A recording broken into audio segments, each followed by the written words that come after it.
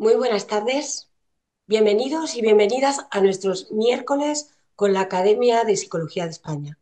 Gracias por acompañarnos. Hoy es un miércoles muy especial. Estamos todavía consternados con el reciente fallecimiento de nuestra querida María Teresa Anguera, compañera académica a la que echamos muchísimo de menos. Pero creo que a ella le encantaría que su academia siguiera con las actividades en las que ella siempre tanto se involucró. Máxime cuando esta actividad es la presentación de un libro sobre la bondad práctica y radical. Y no puedo imaginarme mejor ejemplo de bondad que la propia María Teresa. Por tanto, es para mí un placer estar aquí en esta presentación del libro Bondad práctica y radical. Yo conmigo, yo contigo, nosotros y nosotras, de José Luis Bimbela Pedrola, profesor de la Escuela Andaluza de Salud Pública y autor del libro. Un libro que no podía venir mejor recomendado, pues viene de la mano de nuestro académico Jaime Vila Castelar. Gracias a ambos por participar en este acto de la Academia y sin más, le paso la palabra al profesor Jaime Vila. Muchas gracias a los dos. Muchas gracias, Maripaz. Quiero iniciar estas palabras de presentación de José Luis Bimbela felicitando y agradeciendo a la Academia de Psicología de España por su invitación a José Luis a impartir esta conferencia sobre su reciente libro Bondad, práctica y radical. Conozco a José Luis Bimbela desde hace muchos años. La primera persona que me habló de él fue nuestro compañero y querido Ramón Vallés. Eran los primeros años de la década de 1990. Ramón Vallés hablaba con entusiasmo de las actividades de un grupo de psicólogos en el que él se incluía, que viajaba recorriendo toda España para llevar lo mejor de la psicología aplicada a los profesionales de la salud, médicos, enfermeros, trabajadores sociales, fisioterapeutas, farmacéuticos.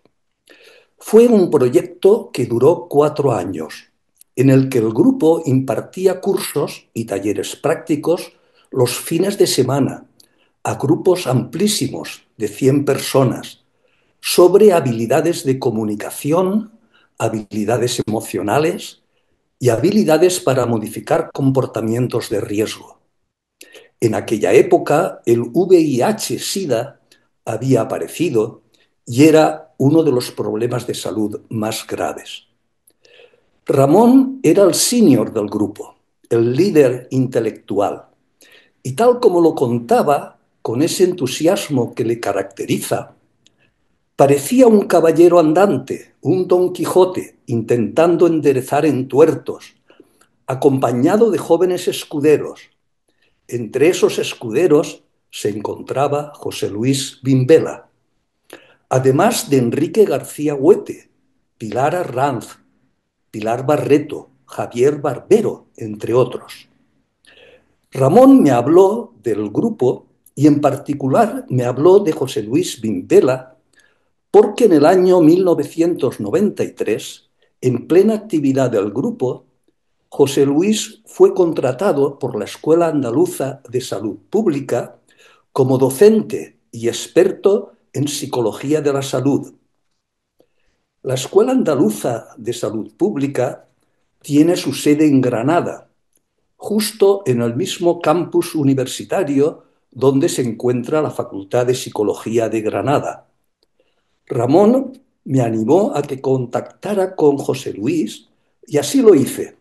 Y desde entonces hemos mantenido una buena amistad que me ha permitido seguir con interés y admiración su brillante trayectoria científica y profesional.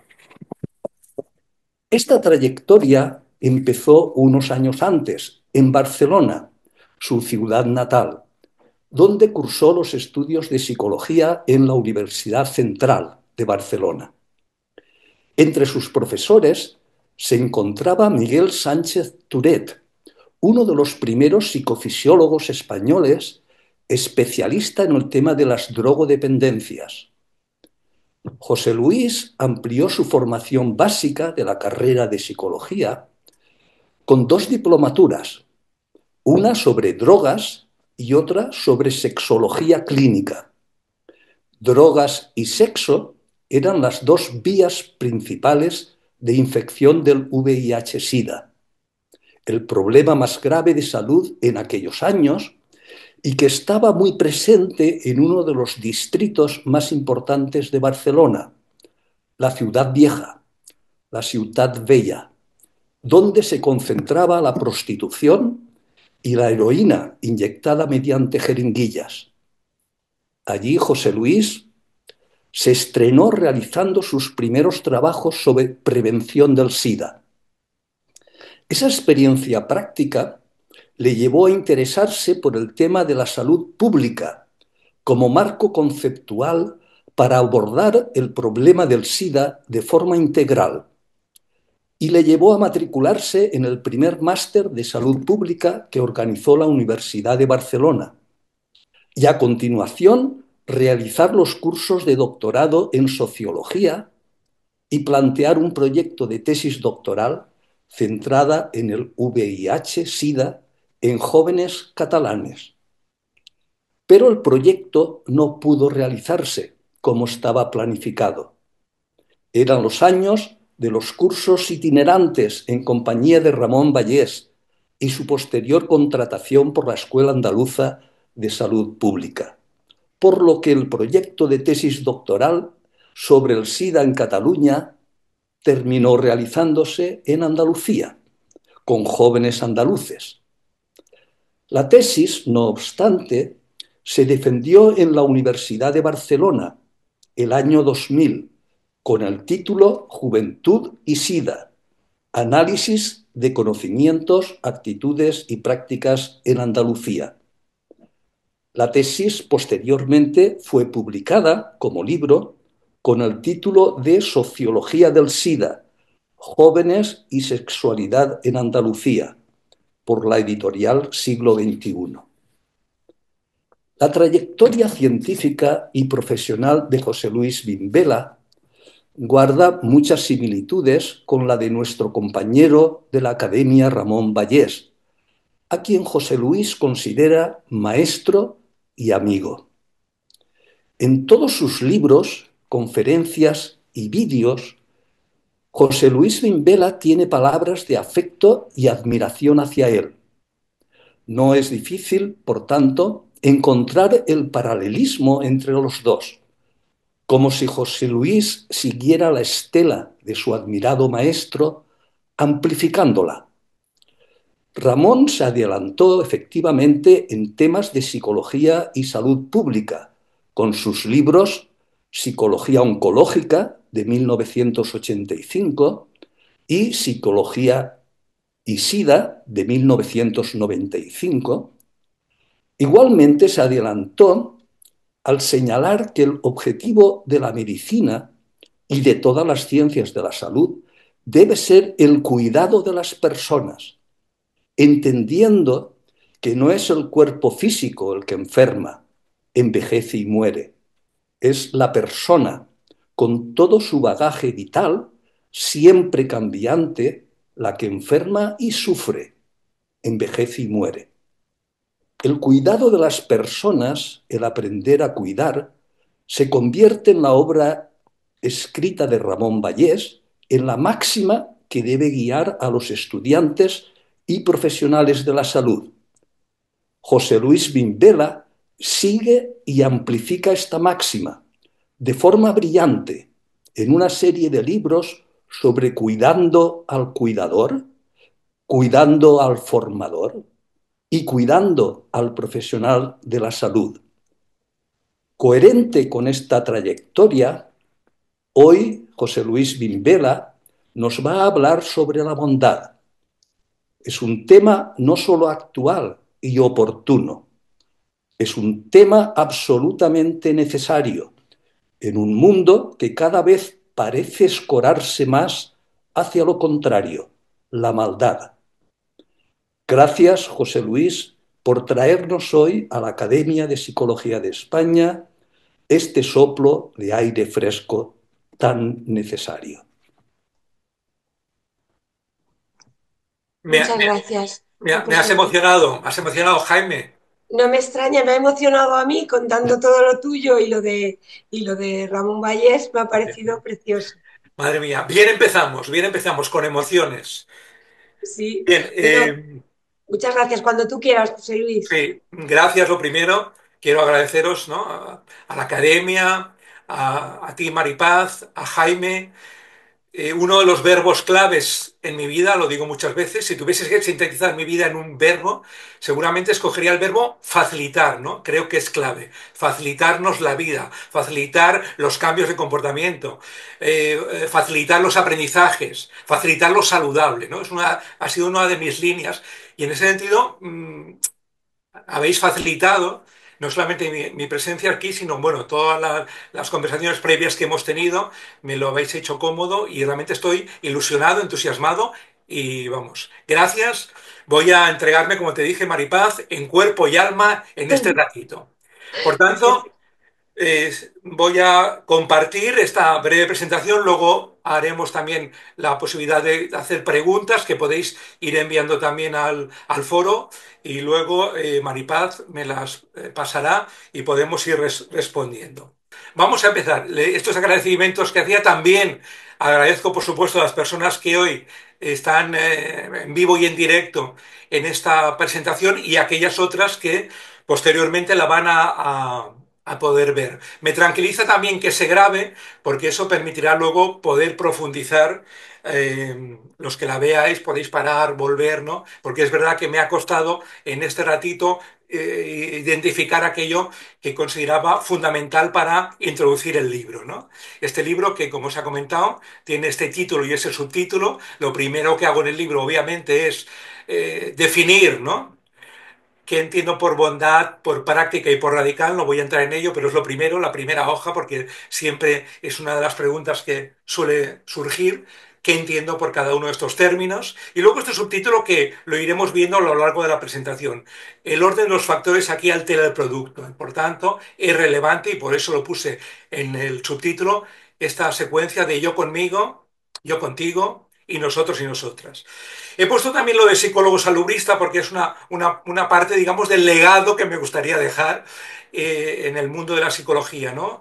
Llevo, como comentaba Jaime, muchos años trabajando en la Escuela Andaluza de Salud Pública y soy, es verdad, de los pocos psicólogos en este país que es también máster en salud pública y experto en salud pública y ya ha trabajado como tal, tanto como docente como también investigador y psicólogo de primera línea en el campo, ¿no? Y como psicólogo también comunitario, y la sociedad, y concretamente en nuestro país, clama, ¿no? Clama realmente por esta figura que tiene muchísimo que hacer, lo hemos visto durante la pandemia, la relevancia de los expertos en emociones y en conductas, la necesaria presencia de estos expertos que hoy por hoy, de alguna manera, aún están en un número muy pequeñito. Por tanto, animo, ¿no? Animo a las nuevas generaciones a hacer este binomio de psicología y salud pública que me parece fundamental y que la sociedad lo necesita. Bien, he puesto también lo de paciente activo porque tiene mucho que ver también tanto con el libro como con mi trayectoria, ¿no? Ahora lo comentaré, esto de actiente, paciente activo. Y pongo lo del blog, si en cualquier buscador ponéis Bimbela, lo primero que sale es mi blog, es un blog que está muy activo y que sobre todo os puede permitir obtener recursos, tanto libros, algunos lo comentaré, como vídeos, materiales diversos, ¿no? De todas estas técnicas, metodologías, dimensiones de la salud que vamos a ver hoy. Vamos pues a entrar ya en ello. Presentando este libro todo este año pasado por diversos lugares de España, hemos hecho unas 10 11 presentaciones, me he dado cuenta de que este libro que estoy presentando hoy, el de la bondad, es el fin o el cierre de una trilogía, ¿no? Una trilogía que empezó en 2009. Yo en 2009, a raíz de unos dolores físicos que yo vivía como insoportables, invalidantes y que no conseguía solventar de ninguna manera, ni siquiera con cirugía, y que además se fueron complicando, lógicamente, con dolores emocionales, depresiones, dolores sociales, incluso dolores y malestares espirituales, yo pensé en suicidarme. Y empecé a escribir una carta dirigida a mis padres para evitar que se culpabilizasen, ¿no? Es decir, una carta donde les decía lo muy querido que me había sentido, siempre respaldado, siempre apoyado, pero simplemente no podía más. Se iban sumando todos estos dolores, un estrés galopante, estaba paradójicamente en el momento más dulce, mejor, más alto, ¿no? En la cúspide también de mi carrera profesional, bueno, y no podía más. Cuando llevaba folio, folio y medio, mi cerebro, inteligente, sabio, me dijo, por mucho que escribas, tus padres no lo van a entender y les vas a provocar un sufrimiento que no se merecen y que es evitable. Pensé que tenía razón y entonces decidí, algo clave cuando hablamos de prevención del suicidio, un ámbito donde no por casualidad me he hecho experto en los últimos años, eh, un verbo clave que es posponer. Decidí posponer esa decisión mientras mis padres estuvieran vivos. Es decir, diríamos ahora en el ámbito de la bondad que tomé una primera decisión bondadosa hacia mis padres, ¿no? En aquel momento lo llamábamos también salud ética, ¿no? Y luego tomé también una segunda decisión bondadosa hacia mí mismo, quizá porque recordé ese párrafo de la Biblia que dice amarás al prójimo como a ti mismo. Decidí que si había decidido vivir, iba a cuidarme más y por tanto decidí mejorar una serie de conductas, de hábitos que tenía en aquel momento incorporados tenían en el ámbito personal, en el ámbito profesional, etcétera, etcétera. Alimentación, en fin, ego, etcétera, etcétera. Bien, y entonces salí de ese agujero, también tomando durante una temporada medicación antidepresiva, salí de ese agujero, ¿eh? Y pasado el tiempo, me rehice muchísimo, empecé a encontrar también una felicidad mucho más sostenible, menos efímera que, que la que tenían antes de esa crisis, ¿no? Que era más hedonista.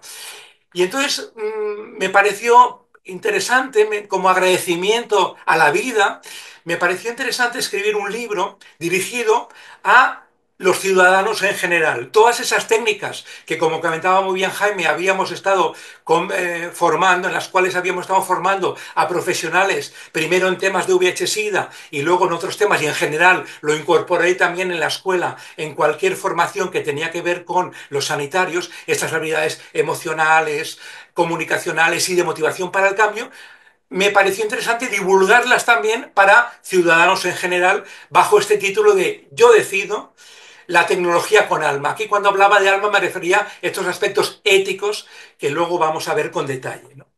Bien, en este libro no hablaba para nada del suicidio, simplemente de alguna manera de aquellas técnicas que me habían ayudado a, pero sin hacer ninguna mención a este tema que seguía siendo aún un tema para mí y socialmente también tabú, ¿no? Como yo me sentí muy pagado ya, por entendernos, muy sanado al escribirlo, ya sabemos que el arte sana, pues me pareció poco ético cobrar por ello. Por tanto, por contrato ya directamente, todos los beneficios económicos de este libro fueron para esta ONG que trabaja en temas de Alzheimer y demás. Música para despertar, súper maravillosos. Bueno, luego pasó el tiempo, esto era cuando lo escribí 2014, y en 2020, cuando llegó la pandemia, resultó que en la primera ola murió mi padre, en la segunda ola murió mi madre, y yo os confieso que en aquel momento no recordaba nada de aquello que tenía que ver con eso posponer, no, yo estaba ya en otra onda, por decirlo así, feliz, esa felicidad más sostenible, más duradera, magnífico, muy contento, menos ego y más solidaridad, etcétera, etcétera, etcétera. Y la verdad es que fue mi cerebro, en este caso, que me recordó eso, ¿no?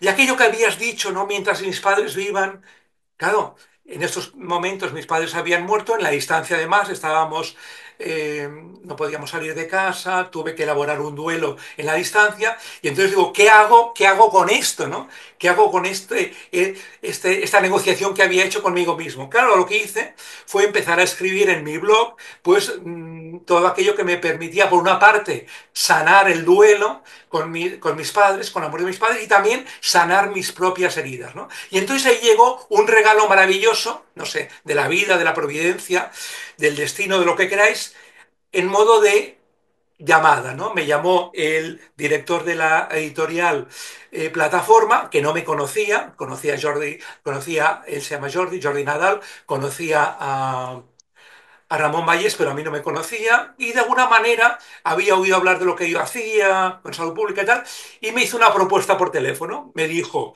mira, estamos interesados en hacer algún libro en relación a los supervivientes, ¿no? Cómo cuidar a los supervivientes, es decir, los familiares de aquellas personas que se suicidan, que lo intentan, ¿no?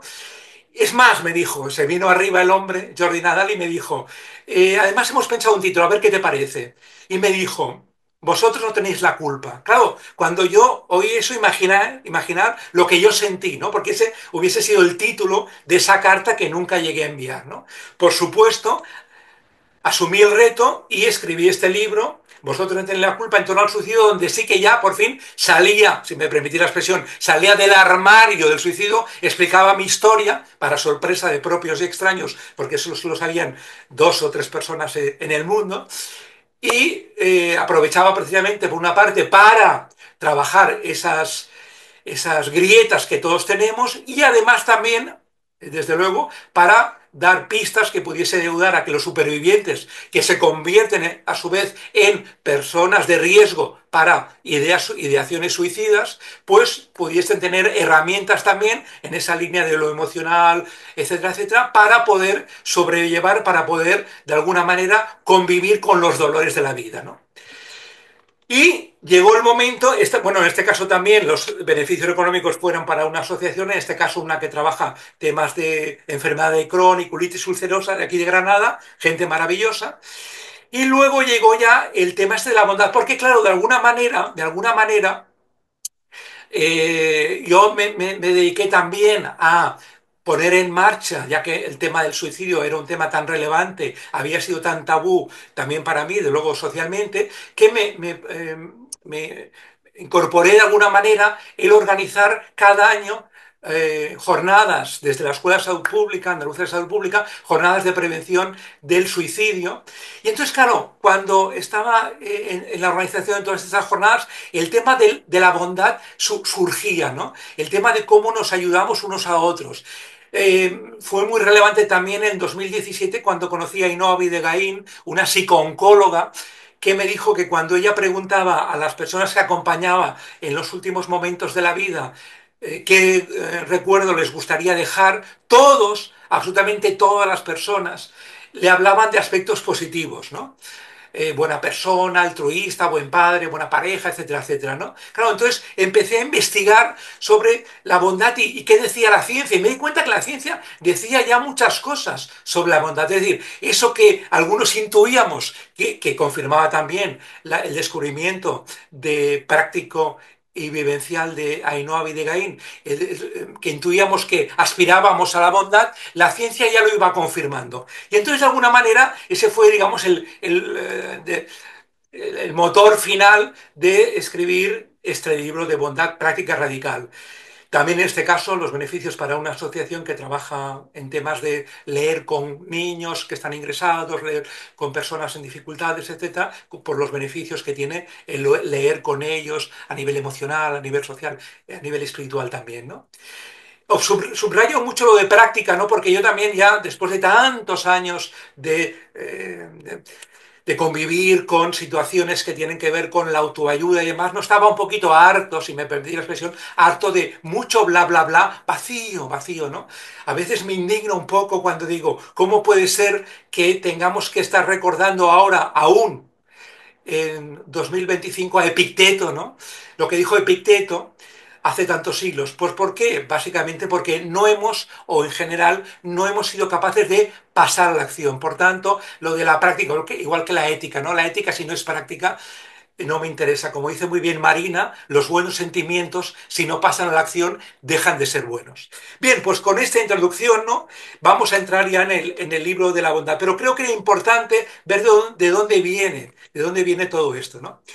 Lo primero, en el libro de la bondad lo que hago es de alguna manera relacionar las 5 dimensiones que ya manejamos en 2025 de la salud con la bondad, ¿no? Interacciones entre bondad y cada una de estas dimensiones, ¿no? Y digo 5 porque además del biopsicosocial de toda la vida, hemos incorporado ya desde el 2017 la salud espiritual ligada al sentido de la vida y desde el 2021 la salud ética ligada a esto de mi bienestar y el bienestar del otro, esta suma tan maravillosa, ¿no? Entonces, teniendo en cuenta que a mí me encanta la definición de salud que hizo Alex Haddad y un equipo a petición de la OMS, ¿no? Que estuvo investigando sobre el concepto de salud y la acabó reconceptualizando como una habilidad, cosa que me parece maravilloso, ¿no? Porque una habilidad no es un estado que lo tengo o no lo tengo, sino que la salud es una habilidad que se puede entrenar, mejorar, perfeccionar, ¿no? Añadimos, de acuerdo con también el mismo Alex Haddad, que le encantó esta idea, añadimos a las habilidades que tienen que ver con lo físico, lo emocional y social, también aquellas que tienen que ver con lo espiritual y lo ético. De alguna manera lo sabíamos antes de la pandemia, pero de luego, si alguno tenía una duda, lo tenemos ahora más claro, ¿no? Si algo compartimos los humanos es lo enormemente vulnerables que somos, ¿no? Claro, yo cuando voy a la academia y veo lo que dice la academia, no la de psicología, sino la Real Academia de la Lengua Española, veo que están un poco obsoletos, ¿no? Porque dicen que vulnerable es que puede ser herido o recibir lesión física o moralmente. Digo, Dios mío, ¿en qué siglo estamos, no? Bueno, ya sabéis que la RAE, yo diría con todo cariño, que va más lenta que la OMS, ¿eh? Y por tanto, vamos a ser flexibles también en eso. Eso sí, vamos a incorporar una definición más actual, de alguna manera vulnerable, podríamos decir, y desde luego en el apartado que tiene que ver con la ponencia de hoy y el libro que estamos presentando, tenía que ver con que puede ser herido o recibir lesión física, emocional, social, espiritual o ética, ¿no? Y vamos además a reordenar las dimensiones de la salud, ¿no? Porque estoy convencido que igual que os decía antes, el yo conmigo, yo contigo, nosotros y nosotras, el orden altera, aquí también en el apartado de las dimensiones el orden de los factores altera el producto final, ¿no? Al biopsicosocial de toda la vida le vamos a añadir un pre, que es la ética. Yo antes de pasar a la acción con la intervención con las habilidades que correspondan en lo emocional, lo físico, lo social, antes tengo que tomar una decisión ética fundamental, que es cuál va a ser de verdad mi objetivo. Y esto lo vamos a ver ahora con detalle. Es previo. Una de las buenas noticias que ha llegado últimamente de Europa, que no llegan muchas, es que la Unión Europea ha dicho, stop con esto de la inteligencia artificial, por favor, paremos un momento para primero decidir, tener claro cuál va a ser el uso, cuál es el objetivo, cuál es el para qué, porque si no podemos hacer muchos disparates, como vamos a ver en un momentito, cuando no tenemos claro cuál es el para qué. Y luego redondearemos esta lista con lo espiritual, porque es verdad que cuando uno pone en marcha desde la ética esta inicial las diversas habilidades, técnicas, instrumentos en cada una de las dimensiones, eso acaba dando sentido a la vida. 3 definiciones, no quiero hacer spoiler del libro, pero sí 3 ideas que de alguna manera marcan mucho por dónde va el libro, ¿no? Jorge Tizón, el gran psiquiatra y psicólogo, en el 2017, pues ya nos decía que puede darse por probada la tendencia solidaria como básica en la humanidad, tanto psicológica como biológicamente. En el libro, por supuesto, profundizo en esta aportación de Tizón. Lo que os comentaba de Ainhoa Bidegain, ¿no? Cuando le pregunta a las personas que están a punto de morirse, ¿cómo te gustaría que te recordaran? Todos, todos, todos, todos hablan de aspectos positivos. Me sorprendió, le dije, Ainhoa, y nadie dice, me gustaría que me recordaran, por decirlo con palabras suaves, como un desalmado, como un malvado. No, es decir, todos, incluso los que durante su vida quizá no han, no han sido tan bondadosos como nos gustaría. Bien. Y luego también Richard Davidson, el psicólogo, ¿no? De alguna manera, en el 2017 también nos anunciaba, entusiasmado, que la bondad es la base de un cerebro sano y se puede entrenar. Eso de entrenar a los salubristas no, nos hace alegrarnos mucho, ¿no? Algo cuando se puede entrenar, igual que entrenamos la empatía, entrenamos la comunicación, la escucha activa, etcétera, etcétera. La bondad también, afortunadamente, se puede entrenar, ¿no? Lo que pasa que yo decidiré, fijaros la importancia de la ética previa, ¿no? Yo decidiré si quiero entrenar la bondad o quiero entrenar, pues, el insulto por las redes, la humillación, etcétera, etcétera. Es una decisión previa mía, ¿eh? Porque lo que yo decida, luego si lo entreno, pues en unas semanas me puedo convertir ya en un experto y además generalizar esa conducta, convertirla en un hábito y ampliarla a otros lugares más allá de las redes y más allá del día a día. Bien, cuando hablamos de salud ética, ¿no? Un homenaje, desde luego, a la grana de la Cortina, la gran filósofa y ética de este país, que nos regala la pregunta clave de la ética. ¿Para qué?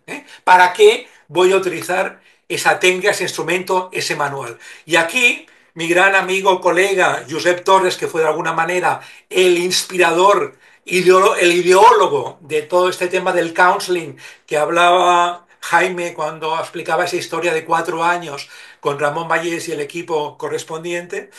Josep Torres siempre me decía, hacía así con las manos, me decía, todas estas habilidades que estamos enseñando a los médicos, a los psicólogos, a los sanitarios para el tema VIH-Sida, me decía, es como estas manos, estas habilidades. Las mismas manos, las mismas, sirven para acariciar y para estrangular. Las mismas manos. Por tanto, cualquier instrumento, técnica, tiene que pasar por la criba ética previa. Tengo que mojarme diciendo para qué lo voy a utilizar. La misma de la Cortina me comentaba en un congreso sobre formación en el cual coincidimos en Bilbao hace un tiempo, me decía, fíjate, José Luis, que incluso los torturadores también empatizan. Se ponen en el lugar de la víctima. Sí, ¿para qué? ¿Cuál es su para qué? ¿Cuál es su objetivo? Obtener una información que permita hacer el mayor daño posible, ¿eh? Es decir, ni siquiera la empatía se salva de la criba que tiene que pasar cualquier instrumento o técnica, la criba ética. Antes de pasar a esa acción, tengo que tener claro cuáles son los objetivos, cuál es mi para qué, ¿no?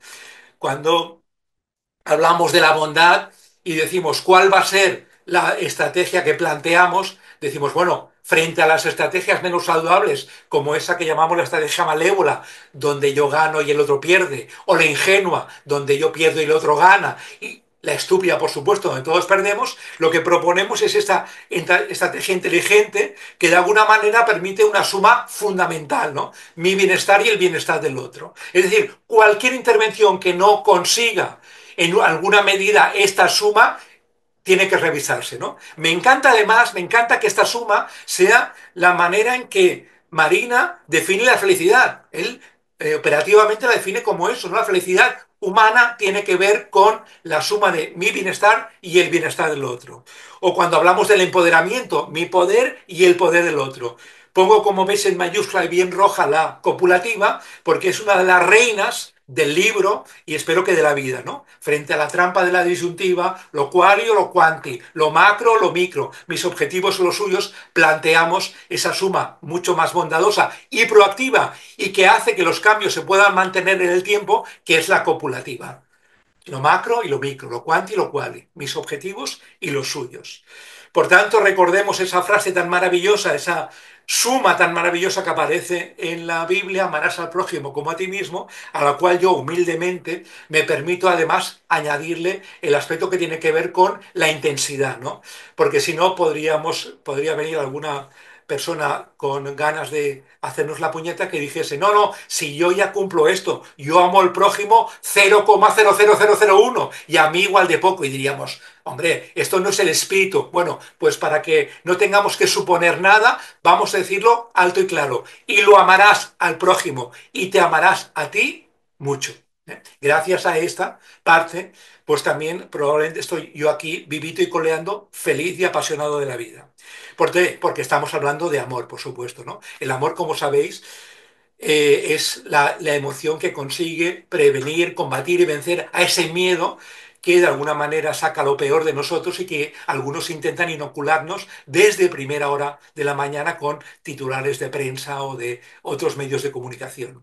Recordemos que, como nos explican muy bien en los aviones, la bondad y la salud, bien entendida, empieza, ¿no?, por uno mismo, ¿no? Bueno, allí nos lo dicen de otra manera. Nos dicen que en caso de despresurización, por favor, antes de atender al que está al lado, póngase usted la mascarilla. Bueno, aquí está igual. Está claro que si yo quiero intervenir, favorecer cambios saludables, bondadosos en el otro, primero tengo que hacérmelo yo, hacérmelo mirar en el mejor sentido, con autocrítica amorosa, ¿no?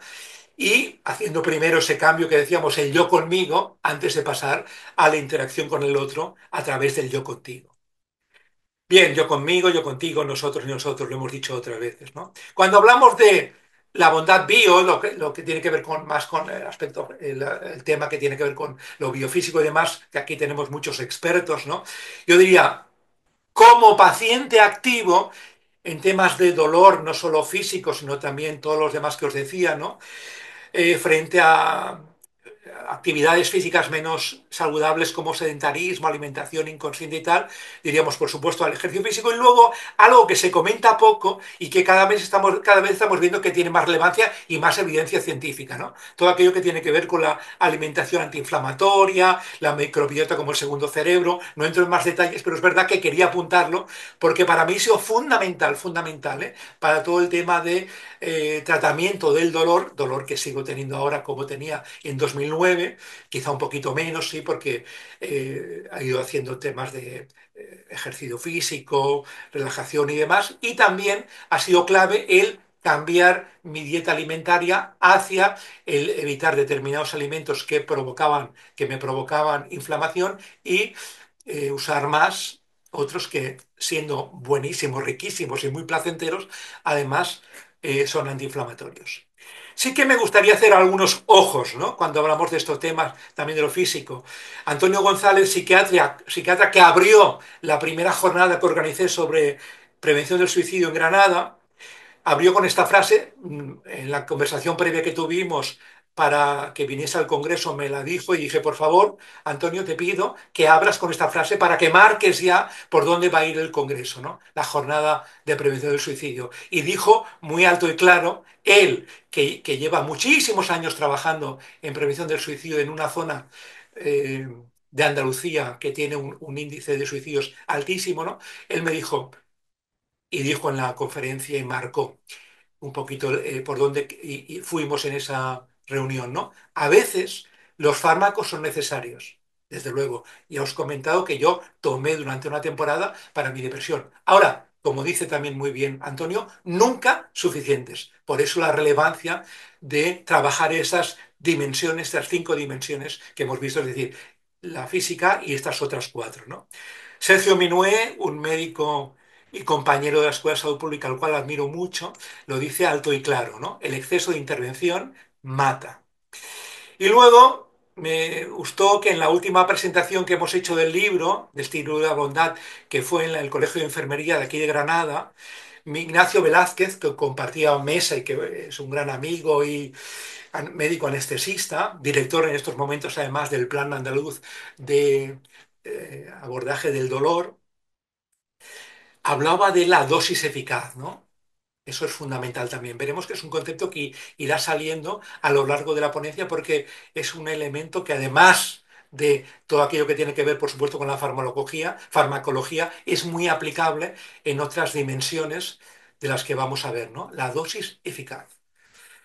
Bien, cuando hablamos de salud emocional decimos que la alternativa que planteamos en el libro de la bondad frente a los pensamientos basados en el miedo, ¿no? El miedo al futuro, a la soledad, a la enfermedad, a la muerte, a la opinión de los demás, etcétera, etcétera, ¿no? Aquí planteamos lo que llamamos ya desde el 2008 la gimnasia emocional, ¿no? Aquella que tiene que ver con todo el abordaje del diálogo socrático con uno mismo, el diálogo interno, esa gimnasia emocional que, de alguna manera, los psicólogos que me estáis escuchando, está muy relacionada con todo el tema del manejo de las distorsiones cognitivas y demás, ¿no? Recordemos a Epicteto, que ya lo dijo hace unos cuantos siglos, ¿no? Lo más relevante no es lo que pasa, sino cómo interpreto lo que pasa. Y luego también me gustó esta metáfora de Wolf Singer, ¿no?, que decía que el cerebro, que dice, vamos, que el cerebro es una orquesta sin director. ¿Qué puede haber más apasionante que coger la batuta y dirigir esa maravillosa orquesta?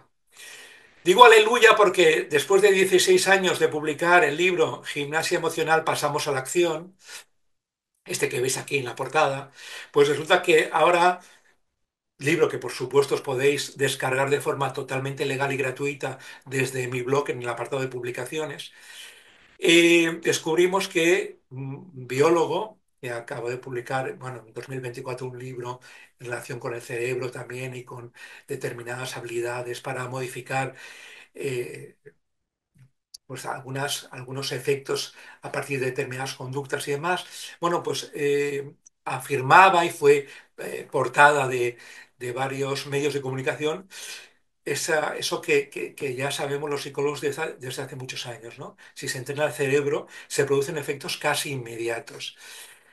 Digo esto como una cierta, de alguna manera, reivindicación de todo aquello que tiene que ver con las ciencias del comportamiento, ¿no? Ciencias, lo hemos visto durante la pandemia, cuando se hablaba de ciencias, y se hablaba mucho de ciencias y de datos y datos y datos, ¿no? Faltaba mucho todo aquello que tiene que ver con la investigación, el abordaje cualitativo tan clave para saber por qué, los porqués, ¿no? Porque la gente hace esto o hace lo otro, se pone o no se pone la mascarilla, etcétera, etcétera, etcétera. Fijaos que yo a veces comento que parece bastante más complejo ponerse un condón cuando uno va a tener relaciones sexuales que ponerse una mascarilla.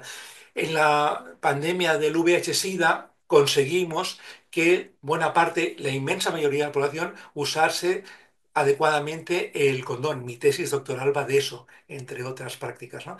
Y, sin embargo, durante la pandemia ha sido muy complicado, probablemente porque el protagonismo de las ciencias del comportamiento ha sido mínimo, mínimo. Y a mí me gusta recordar que Jonathan Mann, que era epidemiólogo, y además de ser epidemiólogo, era humilde y modesto, fue responsable del programa de SIDA de la OMS durante muchos años, dijo, además fijaros la humildad con la que dice, con la que lo dice, dijo, habrá que reconocer que el comportamiento humano es mucho más complejo que cualquier virus. Él hablaba del VIH-Sida, podemos hablar de la COVID, etcétera, etcétera, etcétera. Y esto es clave y fundamental. Y por eso quiero reivindicar el papel clave de las ciencias del comportamiento. Cuando hablamos de ciencias, por favor, incorporemos también, ya sé que los que estáis aquí escuchándome hoy lo hacéis, pero bueno, que esto corra de alguna manera y que también no solamente los medios de comunicación, sino las autoridades competentes tengan muy presente que las ciencias del comportamiento son claves para abordar saludablemente y eficazmente pandemias como las que seguramente van a seguir viniendo.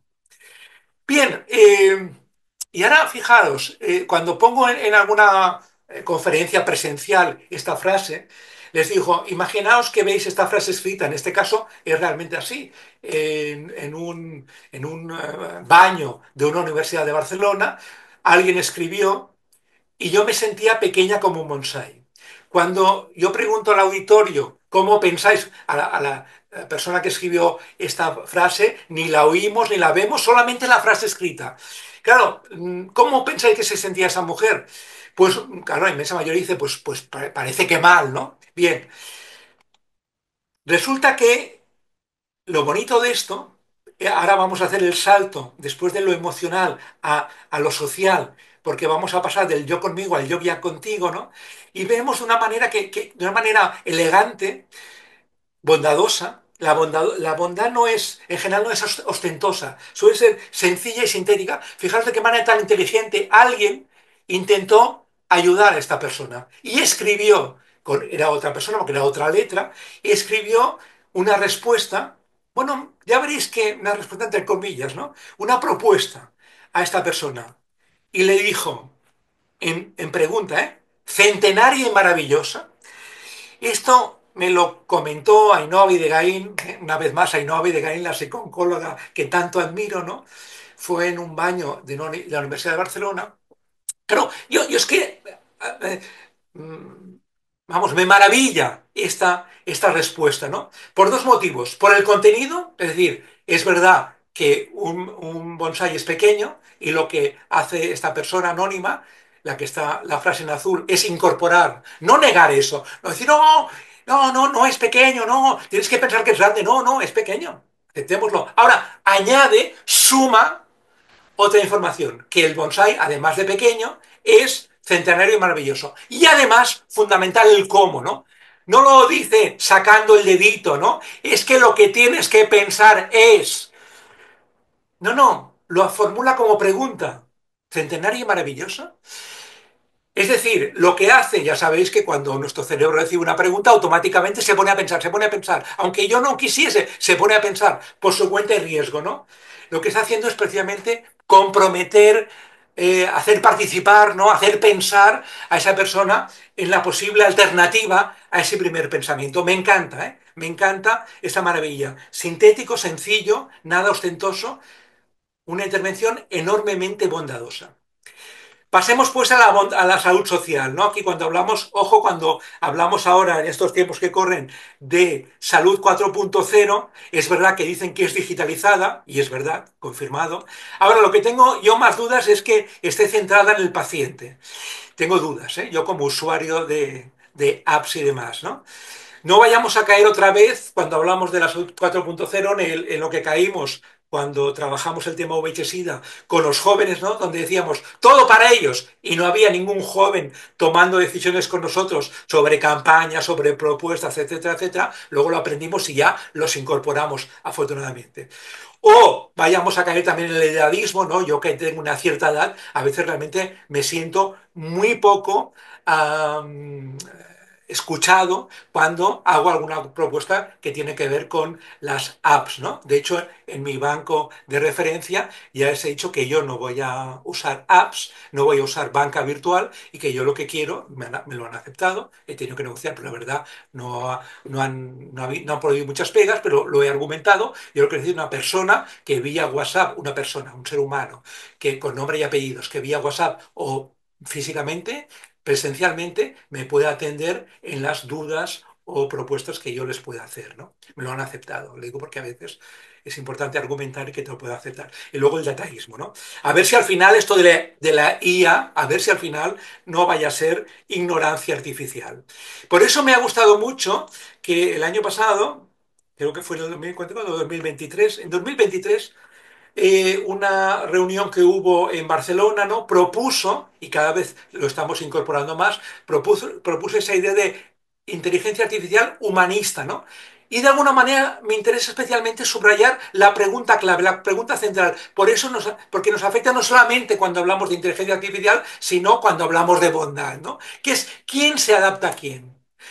El ciudadano tiene que adaptarse a esa app, a esa plataforma, a esa web, o es la app, la web, la que tiene que adaptarse a las necesidades físicas, emocionales, sociales de ese ciudadano, de ese paciente, de ese cliente, de ese usuario. Buena pregunta, ¿no? Por tanto, desde la bondad, lo que incorporamos aquí como propuestas para evitar, por una parte, conductas gregarias muy típicas en nuestro país, lo vemos en las redes cada vez más, ¿no? E insolidarias, van muy ligadas también, y también a los riesgos de la salud 4.0, de la mano del gran Albert Camus, proponemos una suma que de entrada a veces choca y que es fundamental, ¿no? Solitario, solidario. Así se sentía Albert Camus, así se definía a veces. De hecho, un libro que ha publicado su hija sobre él se ha titulado así, Solitario, solidario, ¿no? Y que no es para nada contradictorio, porque permite mantener la distancia terapéutica con los demás, no perderse en los demás, confundirse los demás o ausentar los demás, lo que decíamos de la dosis eficaz, ¿no? Por eso incorporo en el libro un concepto relativamente nuevo, que es la empatía, frente a la empatía esa inespecífica, lo que llamaríamos empatía concreta y argumentada. Y lo llamamos empatía porque viene del griego ek, que significa esa entrada, significa mantener la distancia terapéutica, no confundirme con el otro, ¿no? Luego ese diálogo interpersonal fundamentado sobre todo en 6 verbos fundamentales que son los que desde el counseling llevamos muchos años trabajando y que desde luego cuando hablamos de promover la bondad de uno mismo y del otro, ese ganar-ganar que decíamos, son fundamentales. Preguntar, escuchar, empatizar, resumir, reforzar y retroalimentar. Decía Albert Joubert, el gran sociólogo médico y paciente activo, que la mejor tecnología disponible es la comunicación sanitario-paciente, ¿eh? Y me gusta el concepto de tecnología. De alguna manera lo incorporé en el libro que os decía, Yo decido, la tecnología con alma. De hecho, el prólogo del libro lo hizo Albert Jouvet, fue de las pocas cosas que escribió, que publicó antes de morir, acabó muriendo por ese complicadísimo cáncer que tenía.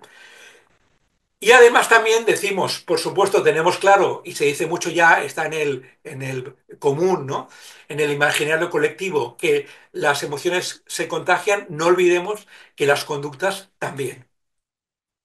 Bien, este libro, Gimnasia Emocional, que también os lo podéis descargar de forma legal y gratuita en el blog, de alguna manera plantea esto, ¿no? Cómo incorporar estos 6 verbos en verbal y en no verbal, en letra y en música, ¿no? Porque como sabéis muy bien, las dos dimensiones, las dos partes, los dos niveles son fundamentales, ¿no? De Goleman, que mira que ha tenido éxito este hombre, ¿no? Y sin embargo hay una aportación que hizo que no ha tenido, no ha cojado y me parece de las más fundamentales. Y desde luego lo reivindico en el libro, ¿no? Él propone que en lugar de hacer de abogado del diablo, hagamos de abogado del ángel, ¿no? Abogado del ángel es para ser operativos ponerse en el chip de hacer una búsqueda activa, activa, activa, activa, no esperar que te venga al despacho, a la consulta, no, búsqueda activa de elementos positivos a reforzar en la otra persona, incorporando, incluyendo no solamente logros, sino también y especialmente intentos, propuestas, ¿no? Esta búsqueda activa me parece fundamental. Decíamos, ¿no? Las letras y las músicas, lo verbal y lo no verbal. Obviamente pongo la música mucho más grande, ¿no? Porque es verdad que, como dicen los expertos que los hay de esto, más del 90% de la comunicación es no verbal, incluyendo los silencios, ¿no? ¿Con cuánto nos cuesta a los latinos gestionar bien los silencios? Bien, Anatole Broyard, en un libro maravilloso y de los que me gusta a mí pequeñito y todo jugo, todo esencial, que se llama Ebrio de enfermedad, maravilloso título, él que estaba ingresado en un hospital de Nueva York de alta tecnología, él que además era un VIP y que por lo tanto seguro que le hicieron lo mejor de lo mejor, ¿no? Él en este libro en un momento determinado comenta, me conformaría con que el médico rumiase mi situación durante 5 minutos, con que me concediera todo su ser una sola vez, con que estuviera unido a mí un momento, con que examinase mi alma además de mi carne. Solo pide 5 minutos, pero 5 minutos de atención plena, ¿eh? En cuerpo y alma, que decíamos aquí. Bueno, pues este libro se lo agradezco mucho a Ramón Vallés, una vez más, mi profesor, mi admiradísimo profesor y amigo a Ramón Vallés, que fue el que me lo recomendó y por supuesto cualquier cosa que me recomienda Ramón Vallés, automáticamente la compro, la leo, la devoro porque siempre son maravillosas. Gracias, Ramón. Pasamos a la salud espiritual. La salud espiritual de la mano, obviamente, de Víctor Frankl, digo obviamente porque ha sido el leitmotiv fundamental cuando hablamos del sentido de la vida, ¿no? Víctor Frankl, en su obra El hombre en busca de sentido, que nos enseñó en la teoría y en la práctica, con lo vivencial y con lo conceptual, que ni el poder, ni el dinero, ni el placer dan sentido. Y que el sentido al final tiene que ver con dar y darse, ¿no? Fue uno de los elementos, este libro de Víctor Frankl, El hombre en busca de sentido, fue uno de los que me ayudó también, ¿eh? Por eso que os decía, no solamente fue una medicación antidepresiva, sino que dentro del apartado espiritual fue fundamental revisar una vez más, releer el libro de Víctor Frankl, que en ese momento fue, vamos, mano de santo, fue fundamental para volver a reencontrar el sentido de mi vida. Por eso, esto que estoy haciendo hoy, o escribir los libros, o dar conferencias, cuando me dicen, muchas gracias por haberme oído, me agradezco que me lo agradezcan, pero yo les digo, y os lo digo también aquí a la academia, gracias por invitarme, porque hacer esto, da sentido a la vida. Y no es una frase hecha, es totalmente real por lo que os he comentado al principio de la intervención. Y por eso me gustaría regalaros este concepto de Ubuntu, ¿no? Concepto sudafricano que me gustaría que revisaseis, que investigaseis, ¿no? Que tiene que ver con esto de yo soy yo porque somos nosotros, ¿no? Estamos llegando a este punto, a este tercer nivel de nosotros y nosotras. Ubuntu.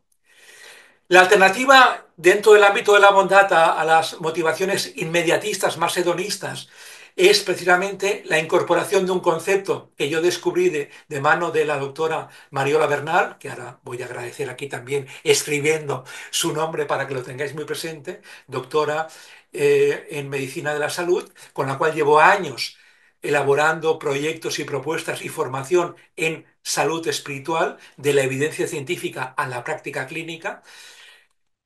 Este concepto de eudemonía, ¿no? Que de alguna manera decimos que tiene que ver con la autenticidad, con el sentido, con la excelencia, con el crecimiento personal y con el florecimiento, que es otra manera de traducirlo, ¿no? Por el florecimiento humano. Gracias, Mariola Bernal, por este regalo maravilloso que fue conocer este concepto. La suma de hedonismo y eudemonía es una suma, como diría aquel, imparable, ¿no? Magnífica, que puede conseguir que la felicidad sea más duradera, menos efímera que cuando se basa solamente en el hedonismo, ¿no? Es tremendo saber que España encabeza desde 2019 el consumo mundial lícito, ya del otro ni hablamos, lícito de ansiolíticos, hipnóticos y sedantes, ¿no? Claro, cuando yo busco rellenar ese hueco que tengo, ¿no? Ese hueco, esas heridas del alma con cosas que vienen de fuera, sea ansiolíticos, hipnóticos, drogas del tipo que queráis, comida, consumo, si son cosas de fuera, sabéis que no tiene fin, ¿no? Yo a veces comento el hecho de los, ahora están muy de moda estos días, ¿no? Los multimillonarios, ¿no? Que tienen miles de millones y que aún hacen ingeniería financiera para ganar 500.000 euros más, ¿no? ¿Por qué? Porque eso no tiene fin, porque eso no tiene fin, ¿eh? Es totalmente efímero. Entonces, en ese sentido, es clave el utilizar, el abrirse a esta eudemonía que comentábamos, buscando qué es aquello que da sentido a mi vida, qué es lo que me llena. Me ha gustado también ver cómo la OMS, que decimos que va lenta, lenta y segura, habla ya en 2021 de una visión positiva de la salud que integre el bienestar físico, mental, espiritual y social, ¿no? Ya incorpora el espiritual. Espero que próximamente también incorporen el bienestar ético tan fundamental para que el resto de bienestares realmente sean a favor de todos, a favor de todos.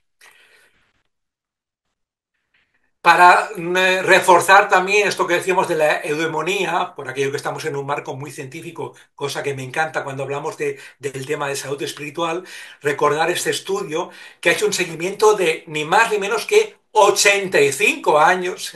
Eso es claro, magnífico, ¿no? Ojalá todos pudiesen ser con este desarrollo temporal de 268 estudiantes de Harvard y 456 adolescentes de barrios marginales de Boston. Y entre las conclusiones pongo la referencia para que lo podáis investigar si a alguno le interesa profundizar, ¿no?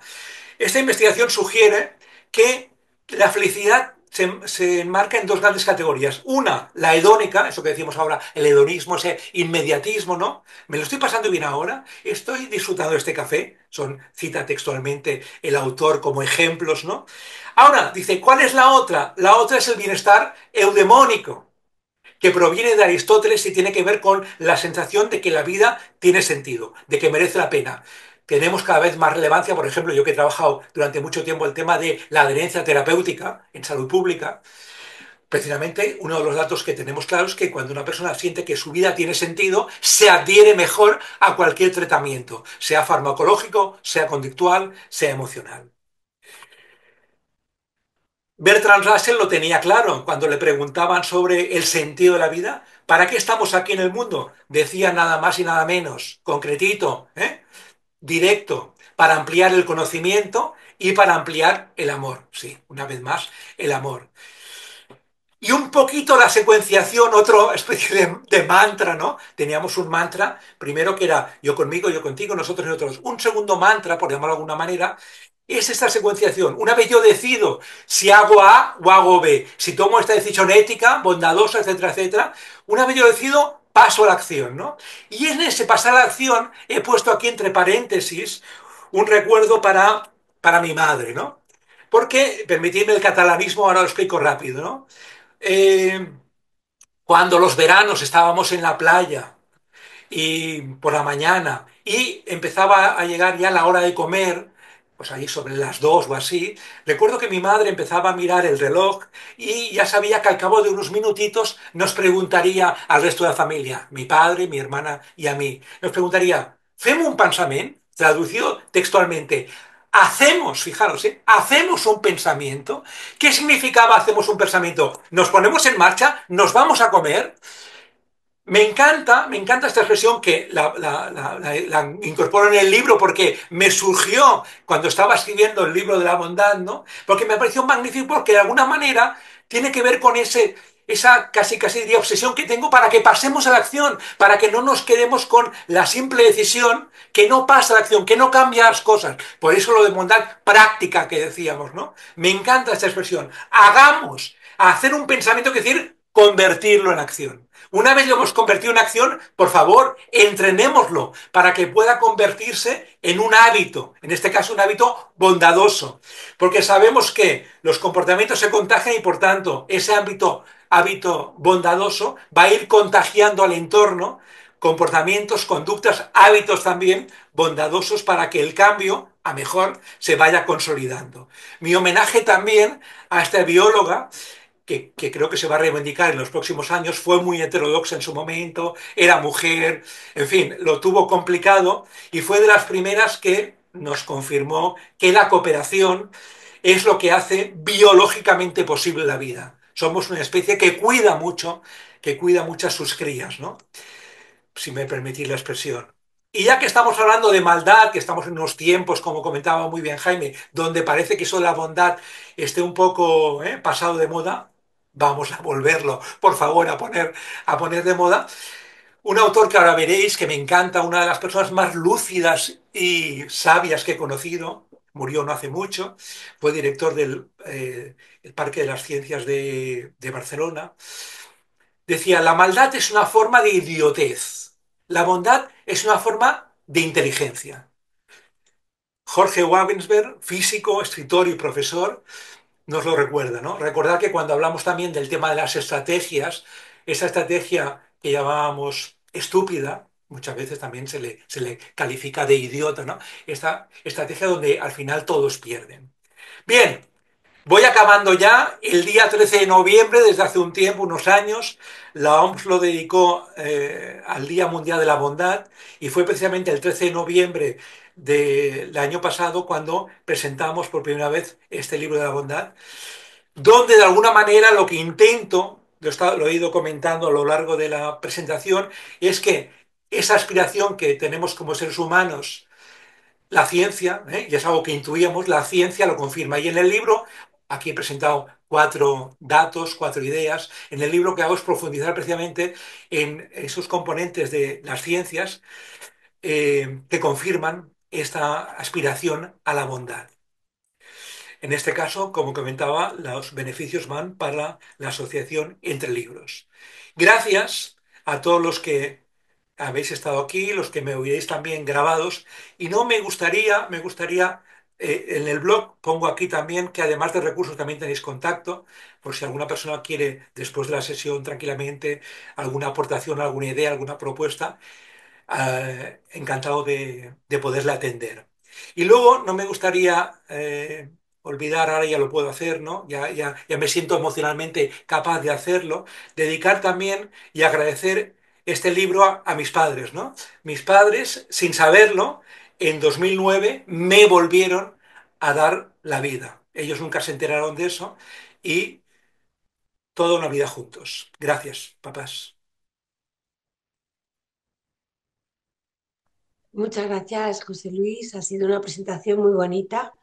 La verdad que a mí me ha parecido muy, bueno, pues de hacernos pensar las cosas que son realmente las importantes, ¿no? De hecho, me ha hecho gracia porque justamente eso que ponías de yo me sentía como un bonsai, pues nuestra María Teresa Anguera siempre decía, yo soy una hormiguita, ¿no? Y siempre cuando yo le decía, pero bueno, Teresa, María Teresa, ¿cómo puedes tener esa súper sonrisa que siempre tienes, ¿no? Para hacer todo, siempre estaba dispuesta a todo. Y ella siempre decía, yo, Maripaz, soy solo una hormiguita, una pequeña hormiguita, ¿no? Y la verdad que me parece bonito porque sí que creo que refleja el sentimiento de bondad, ¿no? La verdad es que creo que es un tema de máxima relevancia y bueno, tengo que decirte que tienes un auténtico club de fans en el chat porque no hay más que afirmaciones de que es un placer escucharte, que lo que dices en esos libros, y esto a mí me parece muy importante, ¿no? Ponerlo de manifiesto, ¿no? Dicen, es que escucharte es la extensión de lo que tú transmites en la vida, ¿no? Y bueno, para mí eso tiene mucho sentido, ¿no? Y me parece muy importante, ¿no? Yo, sinceramente, la verdad es que he visto alguna pregunta que te voy a formular, pero la verdad es que me ha parecido que esto llega mucho a la gente, ¿no? Me parece, bueno, gratitud, hay aquí un montón de gracias, ¿no? Yo también soy hija de madre catalana y lo Ah, de Fem Sam Pensament también lo conozco y la verdad es que tienes razón, ¿no? A mí me parece, bueno, hay alguna pregunta que te voy a formular y luego si nos da tiempo, pues te voy a formular alguna más que creo que puede ser interesante, ¿no? Dice Maribel, por ejemplo, pero vamos, que tienes un montón de gente poniéndote que muchas gracias, recordando congresos específicos donde has dicho algo parecido. Vamos, yo creo que algo que se nota en este chat es que eres un ejemplo de lo que predicas, ¿no? Se nota que realmente lo de la bondad te lo crees y que además la gente está contigo, o sea, que se ve que estás dando información, escribiendo sobre cosas que la gente piensa de ti que eres bueno, ¿no? Y a mí eso me parece también muy importante. Dice Maribel que qué le dirías a esos médicos que apenas levantan la cabeza cuando están hablando contigo, dándote un diagnóstico. ¿Qué les dirías? claro, le diría que necesitan, obviamente necesitan esa formación que es justo lo que hicimos cuando hicimos ese proyecto con Ramón Vallés, Enrique García Huete, y a partir de ahí, yo todos los años que he estado trabajando en la Escuela de Salud Pública, una de las líneas fundamentales es precisamente esa línea que comentabas tú también de cuidando al cuidador, ¿no? Cuidando al profesional de la salud. Yo recuerdo además, digo, por aquello de cómo plantear las cosas, ¿no? Yo recuerdo además que al principio, cuando yo descubrí el counseling, claro, aquello que parece que has descubierto, y es verdad, ¿no? Una maravilla. Y entonces empecé a proponer cosas de counseling allí en la escuela, ¿no? Formación. Pero claro, la gente no se apuntaba. ¿Por qué? Porque decía, encima del trabajo que ya tenemos, ahora tenemos que aprender otra cosa con este nombre rarísimo. Y no, paso, ¿no? Entonces, claro, fue clave trabajar esa idea fundamental, decir, ¿qué va a ganar el otro? Yo, una cosa que también confieso, cuando he tenido que negociar con mis jefes, la serie de jefes que he podido tener a lo largo de mi vida, y les he querido proponer algo, cuando yo voy a su despacho, yo ya me he preparado en mi despacho qué va a ganar esa persona, ese profesional, ese directivo y la empresa o la institución, qué va a ganar si hacen eso que yo les estoy proponiendo. Bueno, pues aquí era igual, ¿no? De alguna manera por eso cambiamos y aunque en el subtítulo poníamos counseling para sanitarios, el título era Cuidando al profesional de la salud, porque era fundamental hacer ese cuidado, ¿no? Entonces yo le diría, en primer lugar a Maribel, la que lo ha preguntado, que por favor también vaya a mi blog, que se puede bajar, porque uno de los libros que hoy no he citado, porque claro, era cuestión de priorizar en función de la ponencia, ¿no? Pero uno de los libros que he citado, que es el que más ediciones en mi vida he tenido, que es, en este caso, los beneficios eran directamente para la escuela, he tenido como 7 u 8 ediciones, fue el Cuidando al profesional de la salud. Y lo tienen ya disponible porque la consejería nos dio ya el permiso para que se pueda descargar de forma totalmente legal y totalmente gratuita. Y por favor, y haz las fotocopias que haga falta. Y con eso te puede dar información de qué y cómo abordar a ese profesional que seguro que tiene la mejor intención del mundo porque ha hecho la carrera que ha hecho y se dedica a lo que se dedica, pero que a veces le cuesta gestionar ese propio malestar que seguro que él tiene, porque yo cuando trabajo con médicos te lo dicen, ¿no? El ordenador, ¿qué decido? ¿Lo miro, no lo miro, tal? Claro, ellos querrían hacerlo mucho mejor, pero a veces las cosas también estructurales, ¿no? Se lo impiden. Por eso yo creo que es un buen acercamiento revisar esa lectura, ese conjunto de habilidades siempre muy prácticas, que es mi obsesión, muy prácticas, para que pueda abordar a ese profesional con el cariño de que estamos hablando de una persona que quiere hacerlo mejor y en este momento no sabe cómo hacerlo y que además está sufriendo por ello. Muchas gracias, José Luis. A ver, la gente sigue felicitándote en nuestro chat, dándote las gracias, no solamente por la conferencia de hoy, sino porque debes claramente ser un testimonio de lo que dices y eso se nota por los mensajes, ¿no? Hay una de las preguntas que alude a cómo podríamos facilitar, ¿no?, ese sentimiento de bondad hacia las personas que vienen de otros países, que migran aquí. A ver, todos somos conscientes, yo creo que la mayoría de la gente con información es consciente de que necesitamos a la gente que viene de otros países. Yo creo que son el futuro de nuestro país y de muchos otros países europeos. ¿No? No podemos vivir al margen de que vengan otras personas y que se sientan queridas, que les apoyemos, etcétera. ¿Cómo podríamos de alguna forma ayudar en ese sentido? ¿No? Es una de las preguntas que aparece. Bueno, ¿Tú qué porque piensas? nosotros cuando nos relacionemos con esas personas, pues ejerzamos esa bondad. Fíjate que además, una cosa importante, voy a explicar una pequeña anécdota, pero muy ilustrativa de que ese energúmeno que tenemos dentro, ¿eh? Sabemos que tenemos ese energúmeno que hay que aprender a gestionarlo, ¿no? Y que con una cosa que no es dramática para nada, pero que voy a contarla porque a mí mismo me encantó verme cómo yo tenía que gestionar mi energúmeno. Yo soy muy fan de Javier Ruibal y Javier Ruibal, si alguien en el público no lo conoce, por favor, os animo a que investiguéis Javier Ruibal, maravilloso cantante de las emociones del amor, gaditano. Sabina, por cierto, es muy fan de Javier Ruibal, son muy amigos. Bueno, pues iba a un concierto de Javier Ruibal y cuando cogí el taxi para ir al lugar donde se hacía el concierto, yo cuando subo a un taxi, pues normalmente saludo. Y dije, buenas tardes. Bueno, el taxista no me contestó. Bueno, cuando me pasa esto, suelo repetirlo una segunda vez. Buenas tardes. Siguió sin contestarme. Bueno, ya está. No voy a hacer la revolución ni a salvar al mundo. Dije, o lo que sea, dije a tal sitio, me llevó al sitio. Claro, y aquí viene lo curioso, lo divertido. Cuando llegué al lugar, ¿no? Iba a bajarme del taxi. Claro, yo cuando me bajo de un taxi, pues también saludo, adiós, ¿no? Claro, y entonces mi cerebro, el energúmeno ese en este caso, me dijo, no le digas nada, si ni te has saludado, ¡pah! ¿No? Claro, de verdad. Entonces dije, no, no, no puede ser que él decida mi comportamiento, ¿no? Pero es que lo vi, o sea, fue maravilloso en vivo y en directo, ¿no? Y entonces yo le dije, hasta luego, buenas tardes. Y sorprendentemente, en ese caso me contestó, que no era mi objetivo, ¿eh? Seguramente, a lo mejor cuando me subí, pues tendría un problema con la caja o yo qué sé, o estaba pensando en su familia, yo qué sé. Pero la cuestión es que lo relevante, que yo tuve que trabajarme con esa maldad, entre comillas, ¿no? Que me surgía en ese momento porque él no me había tratado como teóricamente yo me merecía. Y eso es clave que lo manejemos, ¿no? Nosotros decidimos lo que hacemos y en ese sentido, con las personas que vienen de otros países, que tienen sus dificultades enormes, que tienen sus miedos enormes, que a veces no nos entienden, pues la verdad es que es clave que eso, fijaros, en lo verbal y muy especialmente en lo no verbal nos lo trabajemos. Que antes de tener esa reunión con esa persona o de abordarlo, digamos, a ver, ¿cuál es de verdad mi objetivo cuando le pregunto? ¿Descubrir si ha hecho algo malo o realmente ayudarlo porque tiene un problema, ¿no? Esa pregunta del para qué es clave, ¿eh? No, no es que iba a poner otra anécdota, pero prefiero que salgan preguntas y lo vamos comentando.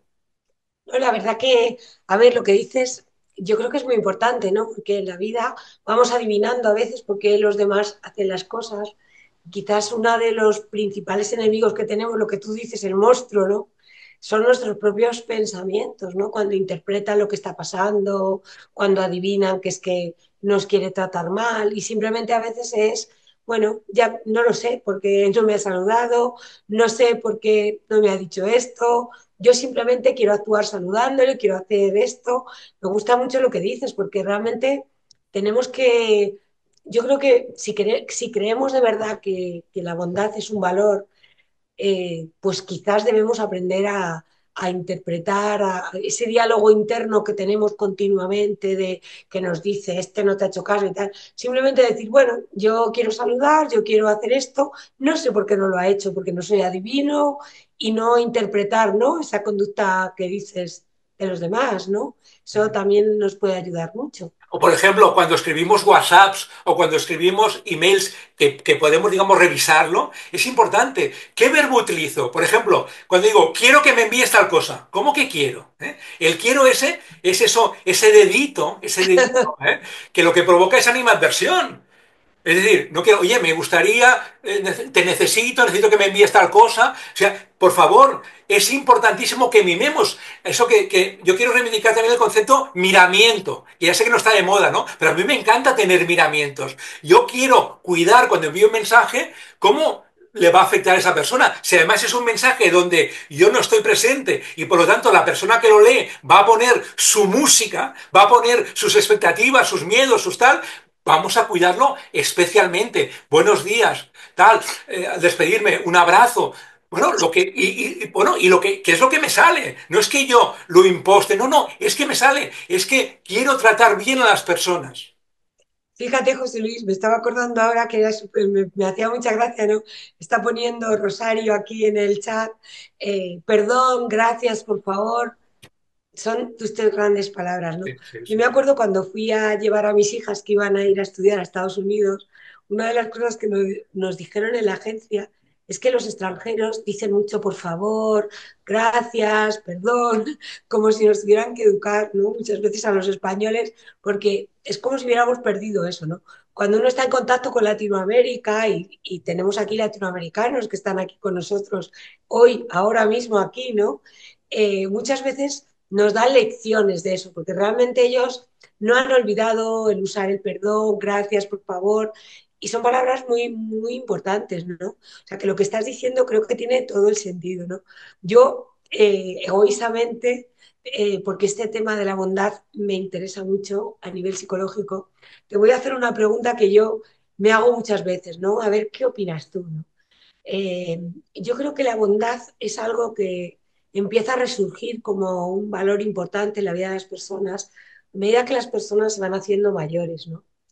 Y sobre todo, pues tú lo decías, ¿no? Cuando empiezan a pensar en el sentido de la vida, cuando se enfrentan a la enfermedad, a la muerte, cuando se dan cuenta de que al final todos somos parte de algo común, como tú muy bien decías, ¿no? Sabemos que desde los hombres de la prehistoria ya cuidaban de los suyos, ¿no? Y no, o sea, no lo sabíamos, pero ahora lo sabemos, que cuidaban de los abuelos, cuidaban de...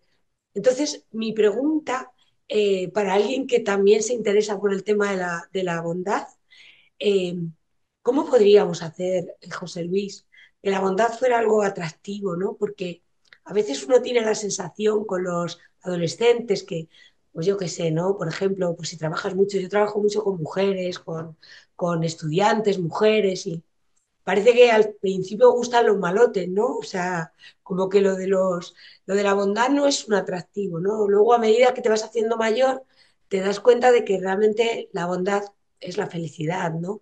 Con otras personas y en amigos, en parejas, eliges la bondad. ¿Cómo podríamos hacer para que esa bondad de la que tú hablas y que es tan importante, yo me alegro muchísimo y de verdad que todos los mensajes son en la misma dirección, ¿no? De agradecimiento. ¿Cómo podríamos hacer que la bondad fuera de verdad algo que tuviera valor desde el principio de la vida, no cuando ya empezamos a hacernos mayores, a pensar en el sentido de trascendencia y eso?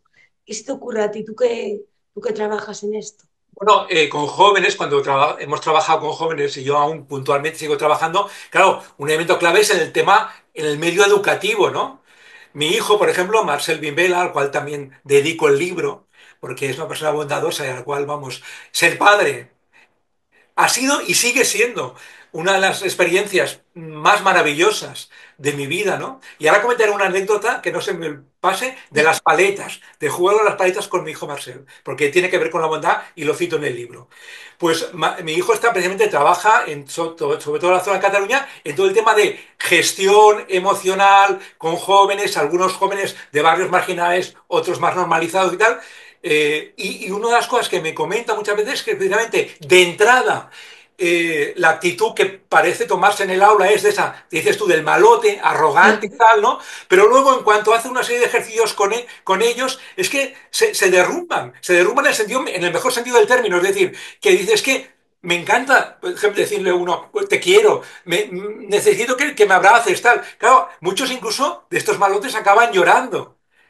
Bueno, dices, ¿por qué? Porque y en el fondo que no es tan fondo, ¿no? Probablemente necesitan eso, ¿no? Necesitan ese ser capaz de poder comunicar sus vulnerabilidades. Acordémonos cuando éramos jóvenes, ¿no? Que dudas de todo, cuando te define además por lo que no eres. Dice, no eres ni adulto ni eres niño. Este terreno, ¿no? De no ser, buscando tu propia identidad, vas perdidísimo, ¿no? Por favor, ayudémosle, por tanto, dotémosle de habilidades emocionales que permitan que puedan mostrar esa bondad, ¿no? No hace mucho una chica me comentaban en un instituto que dice, a mí me molaban los malotes hasta que me dieron la primera hostia. ¿Eh? Claro, no, es que aquí están, es decir, de alguna manera, socialmente, cómo estamos ahora, ¿no? Que parece que, estaba oyendo hoy este mediodía en la radio, ¿no? Que parece que se reivindica que el estilo varonil, machote, verás tú, Dios mío. O sea, hay una vuelta, en el sentido, hay un intento de volver atrás, ¿no? Un retrógrado a las cavernas, ¿no? A los cavernícolas. Bueno, pues cada uno, por favor, en la medida de sus posibilidades, yo hoy aquí. Mañana tengo precisamente en el Colegio de Psicólogos de aquí de Granada, hacemos una jornada de prevención del suicidio, pues incorporaré también el tema de la bondad porque es fundamental también cuando hablamos del suicidio, porque claro, importante, cuando Miguel Guerrero, una persona que también sale en el libro, psicólogo que trabaja en temas de prevención del suicidio, y que estuvo en la presentación, en la mesa de presentación del libro en Málaga, decía en su aportación, una de las aportaciones más relevantes fue la siguiente. Dice, yo este libro considero que además de ser un libro de bondad, es un libro de autobondad. Claro, claro, eso que decíamos, ¿no? La bondad bien entendida empieza por uno mismo. Y en ese sentido es fundamental que ejerzamos esa posibilidad con nosotros mismos para luego poder ejercerla con los demás y contagiarla. Cuando yo he trabajado con familias que adoptan niños, ¿no? Y les dices, porque a mí realmente me parece un acto de amor tan grande, ¿no? Y les digo, oye, es que os admiro tal. Todas las familias, y he trabajado con muchas de ellas, ¿eh? Desde la Escuela de Andalucía de Salud Pública, todas me dicen, no, no, si los que más ganamos somos nosotros, ¿sabes la satisfacción que es? Pues entonces, claro, cuando uno empieza a ejercer la bondad, ves que el primero que sale ganando es uno mismo, ¿no? Esto que te quería comentar, que lo tenía aquí como notas por si salía en el debate, con mi hijo Marcel. Sí que es verdad que he intentado siempre aplicar a mi vida, y mi hijo en ese sentido ha sido un poco conejillos de indias, como yo mismo, ¿no? Todo esto que hablo del cáncer y tal, también en la vida privada, porque es fundamental, es donde está el gran reto, ¿no? Al final. Y entonces, fíjate, un cambio que comento en el libro, que fue fundamental cuando jugábamos a paletas en la playa, ¿no? Que claro, al principio era muy competitivo. Claro, llega un momento además que aquello que tu hijo ya te quiere ganar, te empieza a ganar, tal. Entonces, una competencia, pero que, no, vamos, hacíamos allí, nos dejábamos la piel, la vida, ¿no? No sé a quién se le ocurrió, ¿eh? La verdad es que tengo que hablarlo con él por si él lo recuerda. No sé a quién se le ocurrió de los dos, pero alguno propuso en lugar de competir uno contra el otro, ¿por qué no hacemos para que conseguir a ver cuántos golpes le damos sin que la pelota toque al suelo, ¿no? ¡Ostras! Ese cambio que parece tan nimio, fue fundamental. Fue fundamental y yo creo que no solamente en las paletas, obviamente, sino en la vida, ¿no? En cómo afrontar la vida, el cooperar en lugar de competir. Y desde luego no nos la tirábamos así facilita, no, no, sino que hacíamos las virguerías que fuese porque nos queríamos lucir. Pero el objetivo no era ganar al otro, sino que era que durásemos lo máximo y ganásemos los dos, ¿no? Qué bonito, José Luis, de verdad. O sea, yo creo que la academia está súper agradecida contigo, desde luego con nuestro querido Jaime Vila por traerte a la academia. También, desde luego, a todas las personas que están ahí poniendo un chat precioso que merecería la pena guardarlo, porque la verdad es que está lleno de frases bonitas que ponen de relieve que, además de decir lo que dices, pues actúas en consecuencia. El tiempo se nos termina, pero la verdad que ha sido una sesión, yo creo que muy bonita. Yo la siento también, además de una sesión preciosa, como un homenaje a nuestra querida, de verdad, María Teresa Anguera, que hubiera estado encantada de hablar de la verdad, de la bondad y de todo lo que estamos diciendo, porque realmente ella es que era así. y nos enseñaba sobre la bondad con todo lo que hacía, ¿no? Entonces creo que ha sido una sesión preciosa. José Luis, ha sido un placer conocerte, de verdad, y a toda la gente que, bueno, pues que está ahí eh, demostrando, ¿no? Con sus palabras que realmente pues no solo lo dices, sino que te lo crees. Creo que es importante que pongamos en el centro de los estudios la bondad, porque realmente es algo muy relevante, ¿no? Para la vida. Bueno, pues no puedo por menos que agradeceros a los dos, a ti y a Jaime Vila, que hayáis participado con nosotros en esta actividad de los miércoles con la Academia de la Psicología de España. Y no puedo tampoco por menos que terminar invitando a todo el mundo a que participe con nosotros en la nueva sesión que tendremos el día 12 de febrero. El día 12 de febrero presentaremos un libro también muy bonito, la verdad, que se titula El amor, el poder y la muerte. Y es un libro con una selección comentada de textos de nuestro académico que también falleció, Florencio Jiménez Murillo.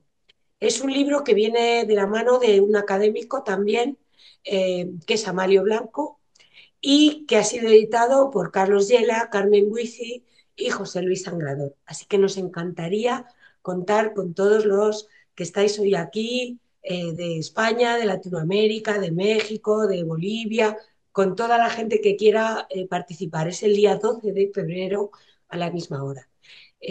Muchas gracias, de verdad. Ha sido. Maripaz, perdón un segundo. Veo que alguna persona pregunta en el chat si se les va a enviar el vídeo. El vídeo se va a grabar, no tardamos en grabarlo, en un par de días, tres, no creo que mucho más, estará grabado y estará colgado en nuestra página web de la academia. Exacto. Si escribís Academia Psicología España, enseguida os sale nuestra página web y ahí están los eventos que vamos a desarrollar pronto, están las grabaciones de todos los eventos que hemos llevado a cabo y nos encantaría, pues eso, que formarais parte del grupo de personas que están continuamente en contacto con nosotros. La verdad que hoy ha sido, José Luis, de verdad te lo digo, una sesión entrañable. Muchas gracias, ha sido un placer. Gracias, Jaime, gracias a todos por haber asistido y bueno, espero que nos veamos pronto. Muchas gracias, Maripaz, y a A todos. vosotros, Hasta luego. hasta pronto.